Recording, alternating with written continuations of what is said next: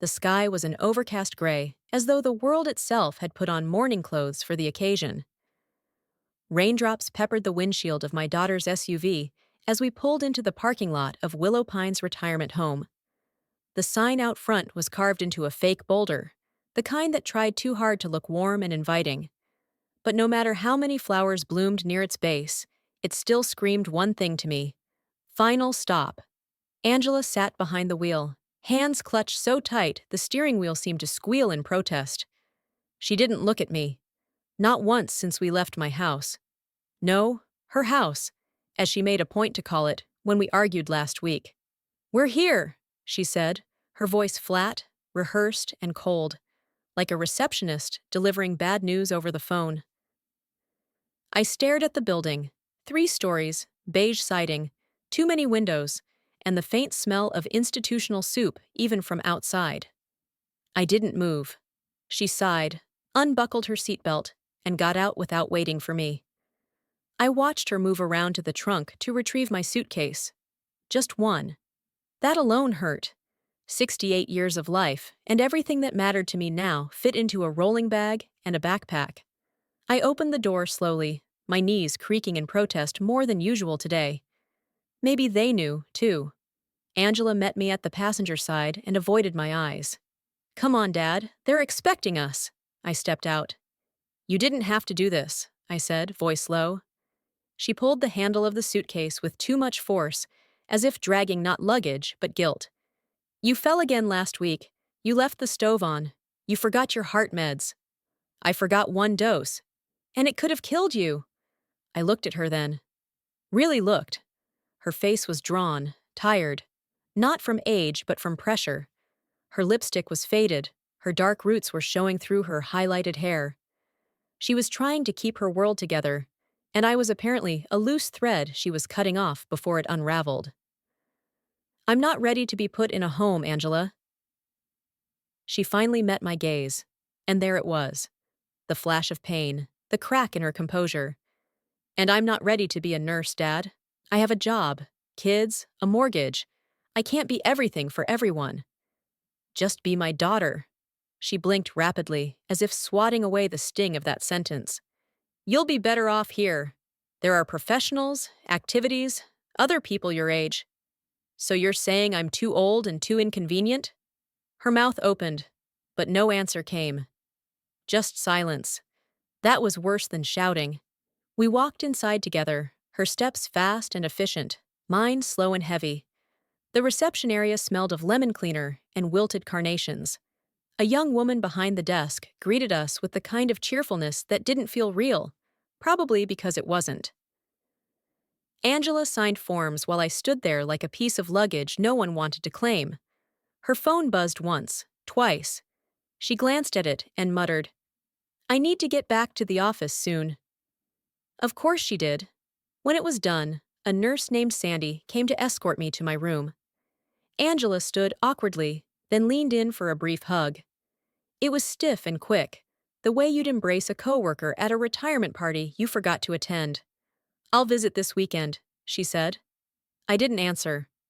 As she turned to go, I called out, "Angela." She paused. "Yes?" I held her gaze. "When your mother was dying, I never left her side.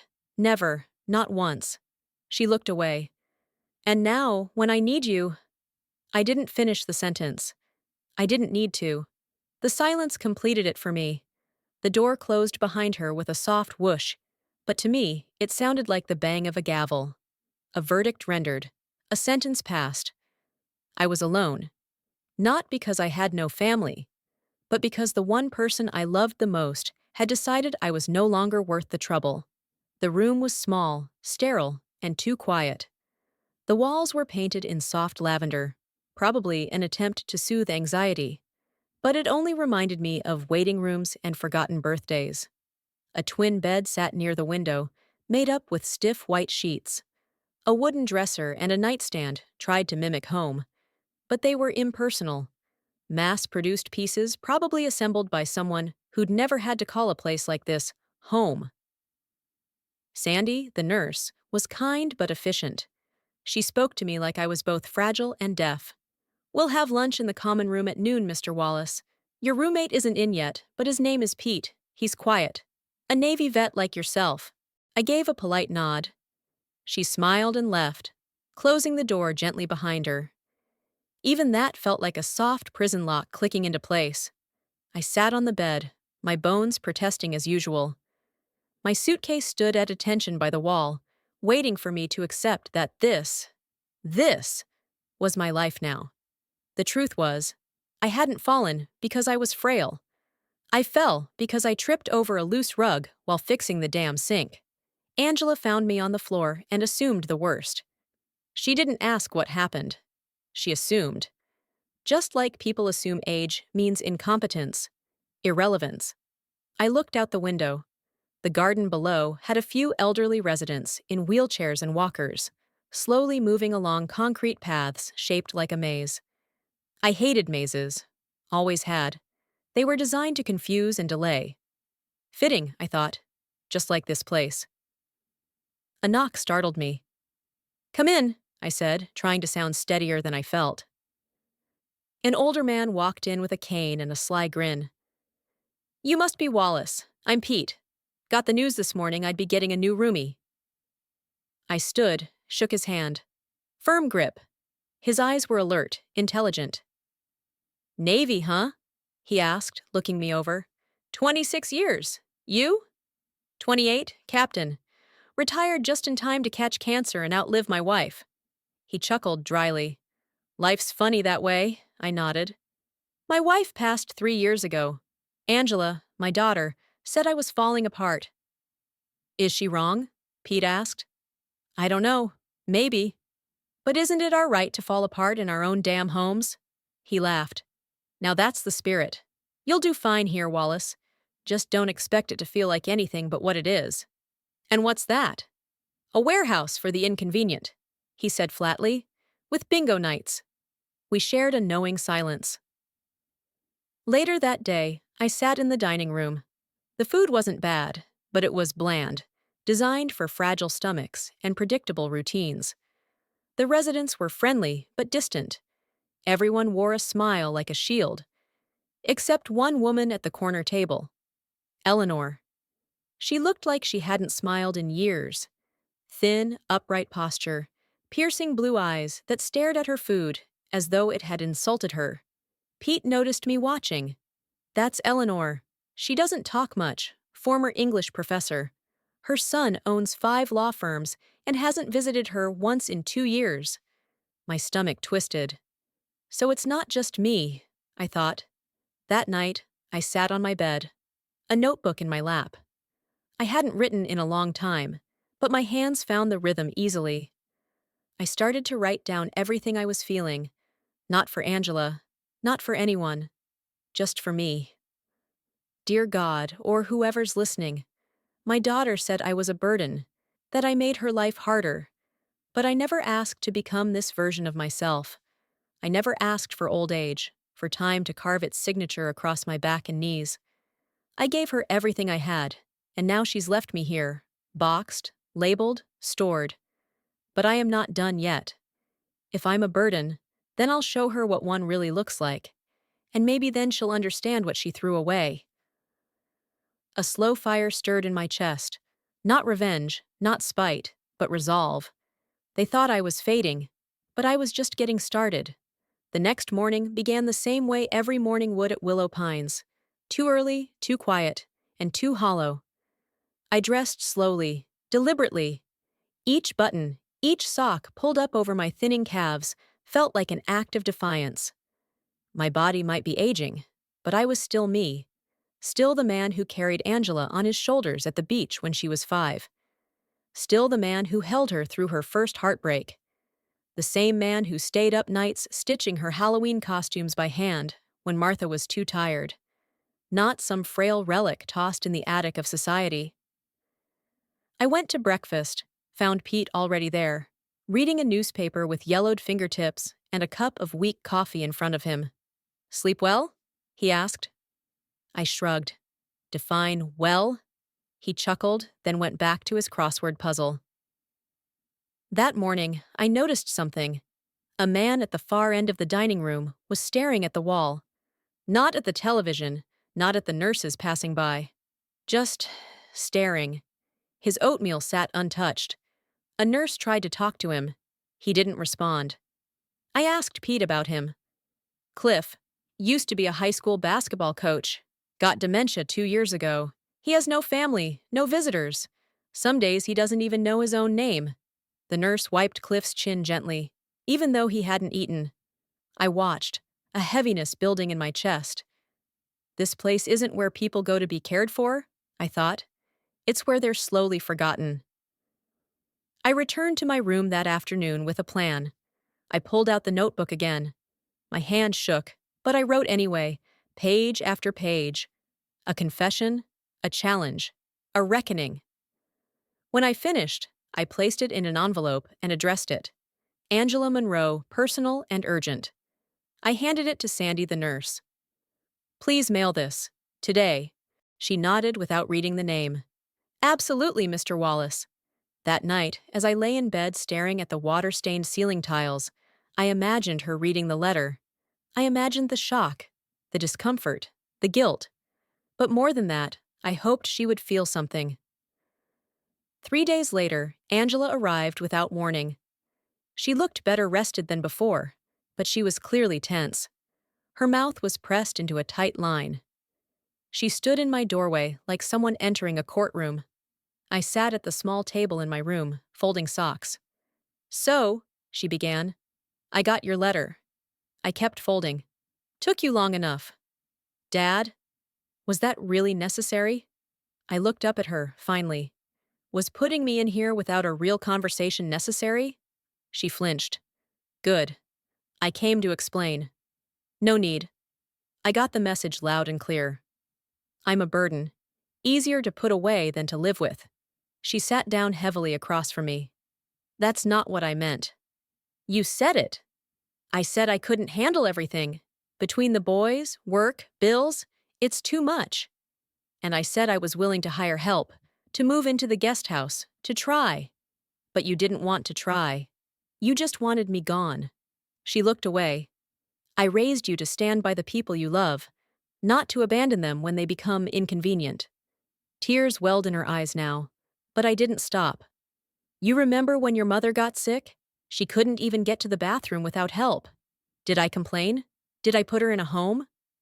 Angela shook her head. I held her hand every night until the end.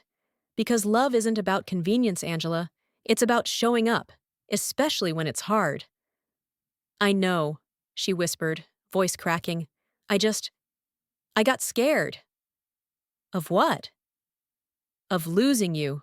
Of watching you decline. I thought if I put you here, professionals could keep you safe. But you didn't do it for me. You did it for yourself. She buried her face in her hands. I hate that you're right. I stood up slowly, my knees creaking. I walked over, placed a hand on her shoulder. I don't need your guilt, I said softly. I need your presence. She looked up, red-eyed. And if you really think I'm a burden, I added, then maybe I should start being one. She blinked. What does that mean? I smiled slightly. It means I'll be sending you letters, every week, with stories, complaints, maybe a few made-up doctor bills just to keep things exciting. She laughed through her tears. You'd do that? I already started. She shook her head, smiling now. You're impossible. No, I'm your father. And I'm not done teaching you lessons yet. She stood, took both my hands in hers. Can I come back tomorrow? I'd like that. Angela kept her word. The next day, she returned with a box of my favorite cinnamon rolls from a downtown bakery I thought had closed. The one I used to take her to when she had piano recitals. I'd always buy her one with extra glaze afterward, whether she hit the wrong keys or played like Mozart. She remembered. We sat in the common room near the tall window, light pouring in as soft rain tapped against the glass. Angela had brought photo albums too. Something about reconnecting over memories felt right. This was your 50th birthday, she said, pointing to a photo of me with a goofy cone hat and frosting on my cheek. Remember that? How could I forget? Martha baked a triple chocolate cake and forced me into that hat. Angela smiled. You hated it. No, I didn't. I just hated how I cried when you all sang Happy Birthday. She looked at me for a long moment, and her smile faded. I'm sorry for forgetting what matters. I placed my hand over hers. You're remembering now. That's what counts. Other residents passed by, some in silence, others trailing a nurse, their expressions glazed or uncertain. Pete shuffled past with his crossword book, giving me a subtle thumbs up. I nodded back. Angela noticed. You've made friends here? Some. Pete keeps me sharp. Eleanor intimidates me, but I respect her. It's not the people I hate, it's the reason we're all here. She bit her lip. I thought this place would be good for you. Social time, safety. But I see it now. It's not a life, it's a pause. Exactly, I said. You paused me because you were overwhelmed. But now that you're here, you're part of my story again. Don't fade out on me. Angela leaned forward. What if I talk to the boys? We can set something up at the house again. Maybe rotate days. You could still live independently, just closer. I watched her carefully. She meant it. The guilt had matured into a willingness to repair. Maybe it wasn't just about undoing the mistake. It was about growing from it. Let's talk more after your next visit, I said. I'm not packing up quite yet. I have unfinished business. She looked puzzled. What kind of business? I'm writing something, I said, and tapped my temple. For you, for your boys, for the future. If this place is a pause, then I'm going to fill the silence with something that echoes.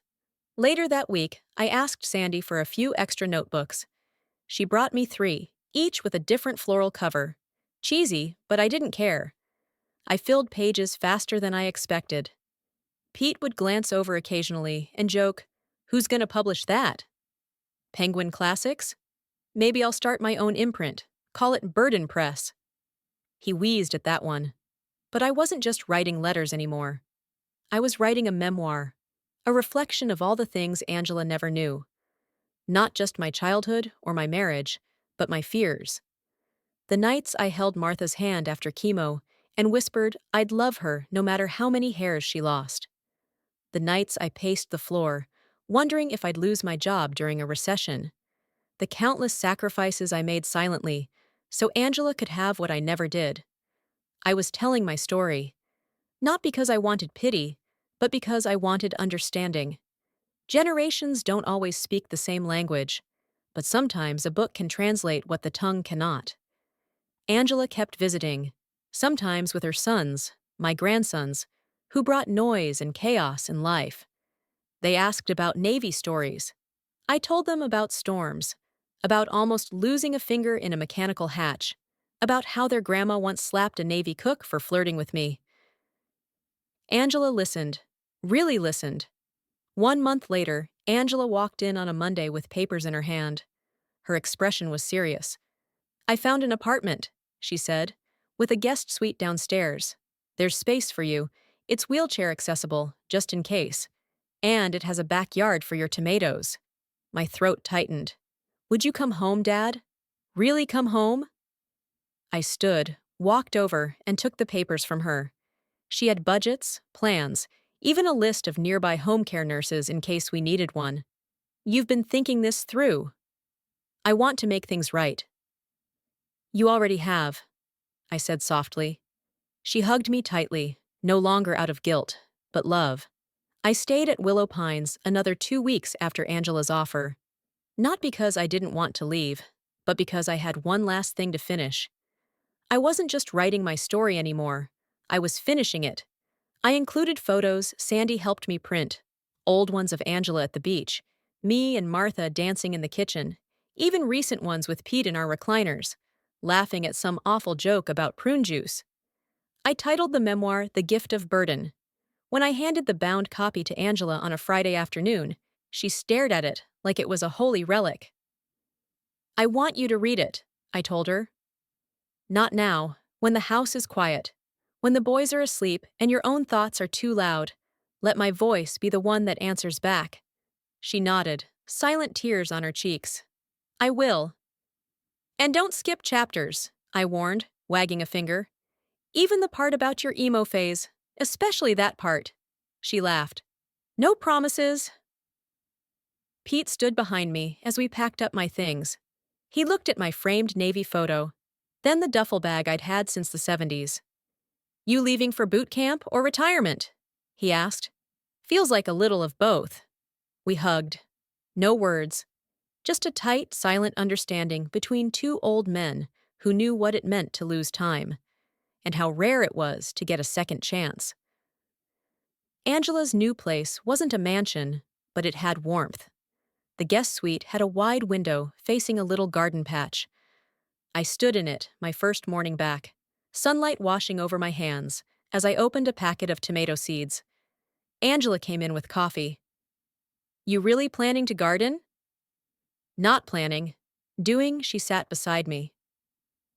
I forgot how good it felt to have you close. I forgot, too, I admitted. And I remembered something else. Being present isn't about proximity. It's about participation. She looked down, then smiled. I want to participate more. In your life. In the kids' lives. I didn't know how far I'd drifted until I saw you from the other side of the glass.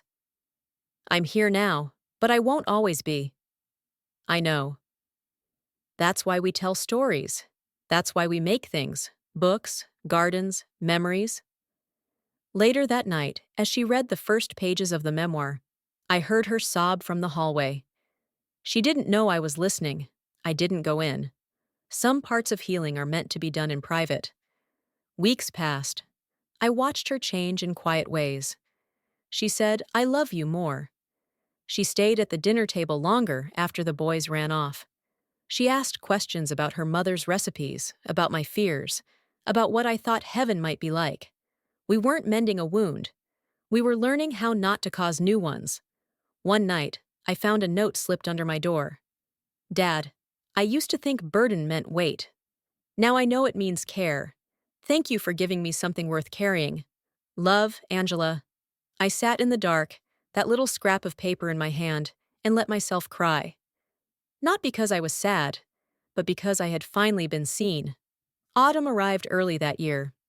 The air had that crispness I always loved, the kind that made coffee steam rise a little higher, and the grass crunch just right under your feet. I found myself sitting outside most mornings, wrapped in a blanket. Angela insisted on buying me from some overpriced organic store. It smelled faintly of lavender and home.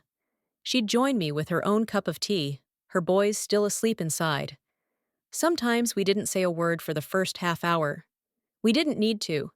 There's a certain peace in just existing with someone who understands your silence. One morning, she reached into her sweater pocket and handed me something. A leather keychain. On it, engraved in careful script, were the words, "Not a burden, a bridge." I traced the letters with my thumb. "This yours or mine?" "Ours," she said. "It's for the spare key." I figured, this is your home now too, and I don't ever want you to feel like you don't belong. I stared at the little charm, heart swelling with something I hadn't felt in years. Dignity. "Thank you," I whispered. She smiled. "You taught me what family actually means. It's not the people who visit out of guilt, it's the ones who stay out of love." That year, Thanksgiving was different. Angela cooked with the boys. The stuffing was over-seasoned and the turkey was dry. But I swear it was the best meal I'd ever tasted. Not because of the food, but because of the laughter, the spilled gravy, the burnt rolls, the realness of it all. Angela asked me to say grace. My voice trembled at first, but then I found my footing. "Thank you," I said, "for the chance to return. For the mistakes that turned into lessons.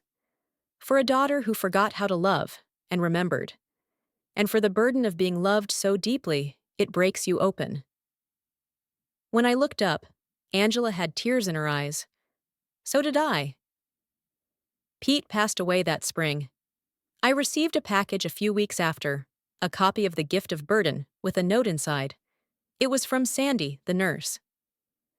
"Mr. Pete read your memoir before he passed. He told me, if I had a daughter like that, I'd haunt her just to hug her one more time." He asked me to send this to you. You gave him peace. Thank you. I placed the book on my nightstand beside Martha's photo. Not all stories have happy endings, but some have meaningful ones. Angela's oldest son, Marcus, is 13 now. Last week, he asked me if he could interview me for a school project on family heroes. I almost laughed. Me? A hero? But when he sat beside me, notebook in hand, I saw the same spark in his eyes that I used to see in Angela's when she was little, before the noise of adulthood dulled it. What makes you brave, Grandpa? He asked. I thought for a long moment. Bravery, I said, is admitting when you've been hurt and choosing to forgive anyway. It's loving people even when they disappoint you and letting them try again. He nodded, scribbling furiously. Later, when Angela read the transcript he'd typed out, she cried. I didn't ask why. I didn't need to. I never imagined my story would matter to anyone but me. But here it is, etched in hearts, passed between hands, and tucked inside moments we didn't know would shape us. My daughter once sent me away because she thought I was a burden. And maybe, in that moment, I was. Not because I was old or frail, but because the weight of guilt is heavy, and facing someone who reminds you of your own shortcomings can be unbearable.